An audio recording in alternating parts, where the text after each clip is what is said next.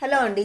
చాలామంది చాలా రోజుల నుంచి అడుగుతున్నారు మీ యూట్యూబ్ పేమెంట్ చేయండి అక్క అని. సో ఇది నా యూట్యూబ్ పేమెంట్.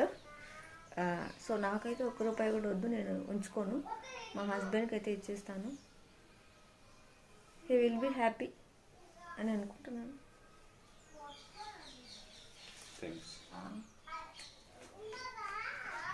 అతి బరువు మీద చేస్తాడు ఏదైనా నేను చెప్తే.